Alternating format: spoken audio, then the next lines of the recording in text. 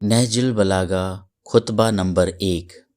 اس میں ابتدائے آفرینش، زمین و آسمان اور پیدائش آدم علیہ السلام کا ذکر فرمایا ہے۔ تمام حمد اس اللہ کے لیے جس کی مدح تک بولنے والوں کی رسائی نہیں، جس کی نعمتوں کو گننے والے گن نہیں سکتے، نہ کوشش کرنے والے اس کا حق ادا کر سکتے ہیں، نہ بلند پرواز ہمتیں اسے پا سکتی ہے، نہ عقل و فہم کی گہرائیاں اس کی تہ تک پہنچ سکتی ہیں۔ اس کے کمال ذات کی کوئی حد معین نہیں، نہ اس کے لیے توصیفی الفاظ ہیں، نہ اس کی ابتدا کے لیے کوئی وقت ہے جسے شمار میں لایا جا سکے، نہ اس کی کوئی مدت ہے جو کہیں پر ختم ہو جائے۔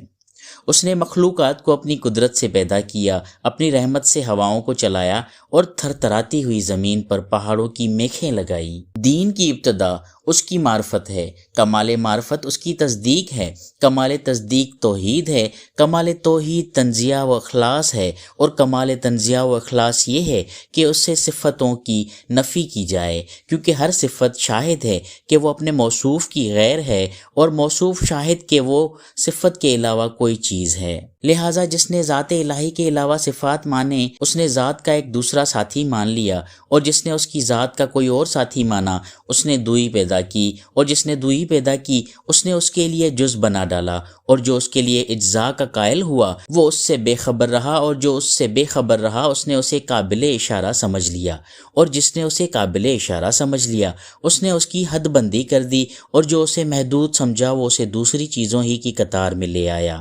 اور جس نے یہ کہا کہ وہ کس چیز میں ہے اس نے اسی کی شے کے ضمن میں فرض کر لیا، اور جس نے یہ کہا کہ وہ کس چیز پر ہے اس نے اور جگہیں اس سے خالی سمجھ لی۔ وہ ہے، ہوا نہیں، موجود ہے مگر عدم سے وجود میں نہیں آیا۔ وہ ہر شے کے ساتھ ہے، نہ جسمانی اتصال کی طرح وہ ہر چیز سے علیحدہ ہے، نہ جسمانی دوری کے طور پہ۔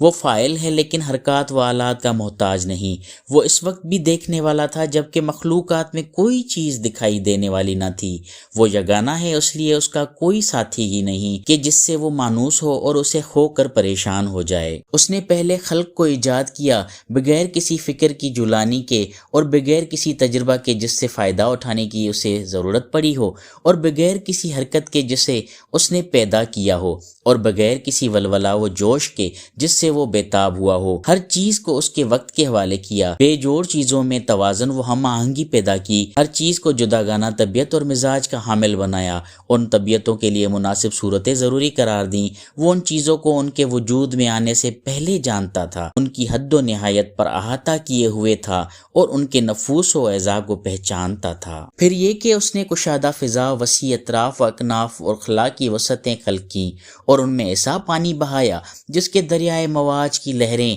طوفانی اور بحر زخار کی موجیں تب عطا تھیں۔ اسے تیز ہوا اور تند آندھی کی پشت پر لادا، پھر اسے پانی کے پلٹانے کا حکم دیا، اور اسے اس کے پابند رکھنے پر قابو دیا، اور اسے پانی کی سرحد سے ملا دیا۔ اس کے نیچے ہوا دور تک پھیلی ہوئی تھی، اوپر پانی ٹھاٹھیں مار رہا تھا۔ پھر اللہ سبحانہ نے اس پانی کے اندر ایک ہوا خلق کی جس کا چلنا بانجھ بے ثمر تھا، اسے اس کے مرکز پر قرار رکھا، اس کے جھونکے تیز کر دیے اور اس کے چلنے کی جگہ دور و دراز تک پھیلا دی۔ پھر اس ہوا کو مامور کیا کہ وہ پانی کے ذخیرے کو تھپیٹے دے اور بحر کے کراں کی موجوں کو اچھالے۔ اس ہوا نے پانی کو یوں متھ دیا جس طرح دہی کے مشکیزے کو متھا جاتا ہے، اور اسے دھکیلتی ہوئی تیزی سے چلی جس طرح خالی فضا میں چلتی ہے، اور پانی کے ابتدائی حصے کو آخری حصے پر اور ٹھہرے ہوئے کو چلتے ہوئے پانی پر پلٹانے لگی، یہاں تک کہ اس متلاطم پانی کی سطح بلند ہو گئی اور تابتا پانی جھاگ دینے لگا۔ اللہ نے وہ جھاگ کھلی ہوا اور کشادہ فضا کی طرف اٹھائی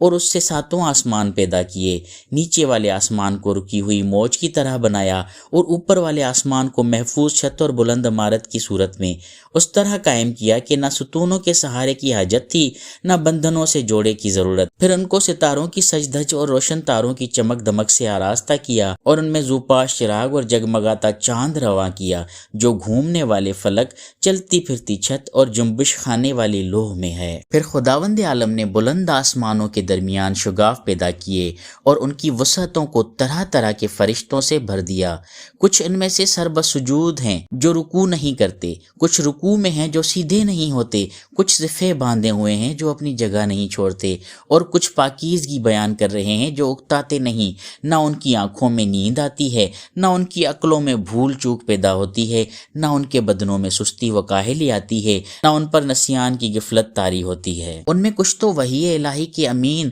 اس کے رسولوں کی طرف پیغام رسانی کے لیے زبان حق اور اس کے قطعی فیصلوں اور فرمانوں کو لے کر آنے جانے والے ہیں، کچھ ان کے بندوں کے نگہبان اور جنت کے دروازوں کے پاسبان ہیں، کچھ وہ ہیں جن کے قدم زمین کی تہہ میں جمے ہوئے ہیں اور ان کی گردنیں بلند ترین آسمانوں سے بھی باہر نکلی ہوئی ہیں اور ان کے پہلو اطراف عالم سے بھی آگے بڑھ گئے ہیں۔ ان کے شان عرش کے پایوں سے میل کھاتے ہیں، عرش کے سامنے ان کی آنکھیں جھکی ہوئی ہیں اور اس کے نیچے اپنے پروں میں لپٹے ہوئے ہیں، اور ان میں دوسری مخلوق میں عزت کے حجاب اور قدرت کے سراب پردے حائل ہیں۔ وہ شکل و صورت کے ساتھ اپنے رب کا تصور نہیں کرتے، نہ اس پر مخلوق کی صفتیں طاری کرتے ہیں، نہ اسے محل و مکان میں گھرا ہوا سمجھتے ہیں، نہ اشباع و نظائر سے اس کی طرف اشارہ کرتے ہیں۔ اب آدم علیہ السلام کی تخلیق کے بارے میں فرمایا، پھر اللہ نے سخت و نرم اور شیرین و شورازار زمین سے مٹی جمع کی، اسے پانی سے اتنا بھگویا کہ وہ صاف ہو کر نتھر گئی، اور تری سے اتنا گوندھا کہ اس میں لس پیدا ہو گیا۔ اس سے ایک ایسی صورت بنائی جس میں موڑ ہیں اور جوڑ، اعضاء ہیں اور مختلف حصے۔ اسے یہاں تک سکھایا کہ وہ خود تھم سکی اور اتنا سخت کیا کہ وہ کھنکھنانے لگی۔ ایک وقت معین اور مدت معلوم تک اسے یوں ہی رہنے دیا۔ پھر اس میں روح پھونکی تو وہ ایسے انسان کی صورت میں کھڑی ہو گئی جو قوائے ذہنی کو حرکت دینے والا، فکری حرکات سے تصرف کرنے والا، اعضاء و جوارح سے خدمت لینے والا اور ہاتھ پیروں کو چلانے والا ہے، اور ایسی شناخت کا مالک ہے جسے حق کو باطل میں تمیز کرتا ہے اور مختلف مزوں، بوؤں، رنگوں اور جنسوں میں فرق کرتا ہے۔ خود رنگا رنگ کی مٹی اور ملتی جلتی ہوئی موافق چیزوں اور مخالف ضدوں اور متضاد خلطوں سے اس کا خمیر ہوا ہے، یعنی گرمی، سردی، تری، خشکی کا پیکر ہے۔ پھر اللہ نے فرشتوں سے چاہا کہ وہ اس کی سونپی ہوئی ودیعت ادا کریں، اس کے پیمان وصیت کو پورا کریں جو سجدہ آدم کے حکم کو تسلیم کرنے اور اس کی بزرگی کے سامنے تواضع و فروتنی کے لیے تھا۔ اس لیے اللہ نے کہا آدم علیہ السلام کو سجدہ کرو، ابلیس کے سوا سب نے سجدہ کیا۔ اسے عصبیت نے گھیر لیا، بدبختی پر چھا گئی، آگ سے پیدا ہونے کی وجہ سے اپنے کو بزرگ و برتر سمجھا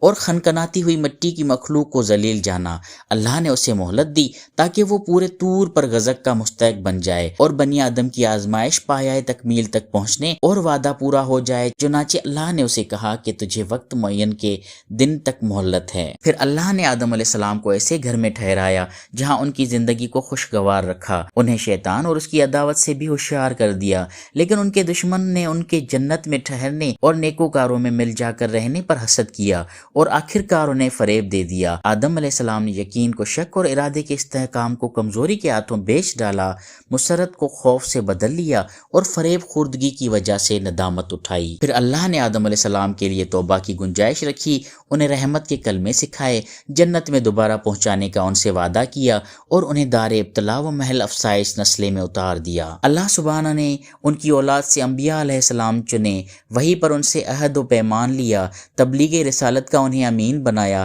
جبکہ اکثر لوگوں نے اللہ کا عہد بدل دیا تھا، چنانچہ وہ اس کے حق سے بے خبر ہو گئے، اوروں کو اس کا شریک بنا ڈالا۔ شیاطین نے اس کی معرفت سے انہیں روگردان اور اس کی عبادت سے الگ کر دیا۔ اللہ نے ان میں اپنے رسول مبعوث کیے اور لگاتار انبیاء بھیجے تاکہ ان سے فطرت کے عہد و پیمان پورے کرائیں، اس کی بھولی ہوئی نعمتیں یاد دلائیں، پیغام ربانی پہنچا کر حجت تمام کریں، عقل کے دفینوں کو ابھاریں اور انہیں قدرت کی نشانیاں دکھائیں۔ یہ سروں پر بلند بام آسان، ان کے نیچے بچھا ہوا فرش زمین، زندہ رکھنے والا سامان معیشت، فنا کرنے والی اجلیں، بوڑھا کر دینے والی بیماریاں اور پے در پے آنے والے حادثات۔ اللہ سبحانہ نے اپنی مخلوق کو بغیر کسی فرستادہ پیغمبر یا آسمانی کتاب یا دلیل قطعی یا طریق روشن کے کبھی یوں ہی نہیں چھوڑا۔ ایسے رسول جنہیں استعداد کی کمزوری اور جھٹلانے والوں کی کثرت درماندہ و عاجز نہیں کرتی تھی، ان میں کوئی سابق تھا جس نے بعد میں آنے والے کا نام و نشان بتایا، کوئی بعد میں آیا جسے پہلا پہچنوا چکا تھا۔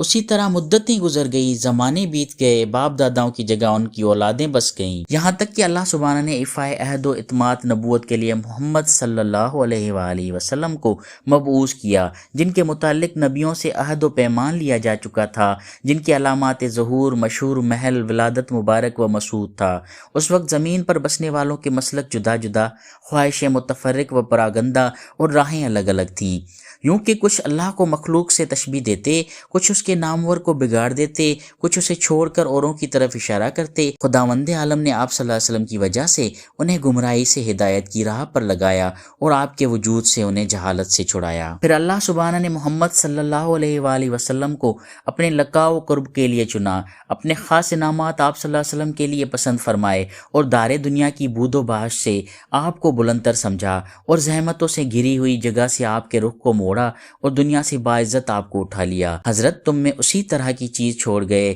جو انبیاء اپنی امتوں میں چھوڑتے چلے آئے تھے، اس لیے کہ وہ طریقے واضح و نشان محکم قائم کیے بغیر یوں ہی ہے قید و بند انہیں نہیں چھوڑتے تھے۔ پیغمبر علیہ السلام نے تمہارے پروردگار کی کتاب تم میں چھوڑی ہے، اس حالت میں کہ انہوں نے کتاب کے حلال و حرام، واجبات و مستحبات، ناسخ و منسوخ، رقص و عزائم، خاص و عام، ابر و امثال، مقید و متعلق، محکم و متشابہ کو واضح طور سے بیان کر دیا، مجمل آیتوں کی تفسیر کر دی، اس کی گتھیوں کو سلجھا دیا۔ اس میں کچھ آیتیں وہ ہیں جن کے جاننے کی پابندی عائد کی گئی، اور کچھ وہ ہیں کہ اگر اس کے بندے ان سے ناواقف رہیں تو مضائقہ نہیں۔ کچھ احکام ایسے ہیں جن کا وجوب کتاب سے ثابت ہے اور حدیث سے ان کے منسوخ ہونے کا پتہ چلتا ہے، اور کچھ احکام ایسے ہیں جن پر عمل کرنا حدیث کی روح سے واجب ہے لیکن کتاب میں ان کے ترک کی اجازت ہے۔ اس کتاب کے بعض واجبات ایسے ہیں جن کا وجوب وقت سے وابستہ ہے اور زمانہ آئندہ میں ان کی وجوب برطرف ہو جاتا ہے۔ قرآن کے محرمات میں بھی تفریق ہے،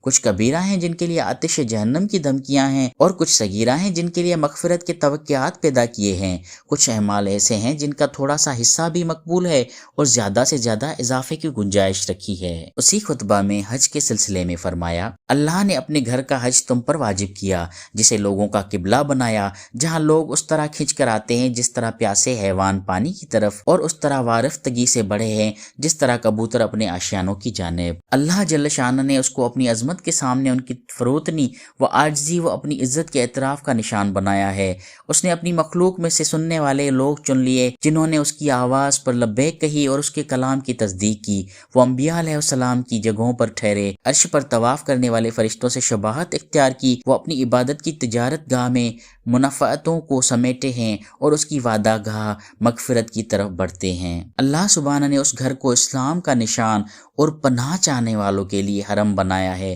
اس کا حج فرض اور ادائیگی حق کو واجب کیا ہے اور اس کی طرف راہ نور دی فرض کر دی ہے۔ چنانچہ اللہ نے قرآن میں فرمایا، اللہ کا واجب الادہ حق لوگوں پر یہ ہے کہ وہ خانہ کعبہ کا حج کریں جنہیں وہاں تک پہنچنے کی استطاعت ہو، اور جس نے کفر کیا تو جان لے کہ اللہ سارے جہان سے بے نیاز ہے۔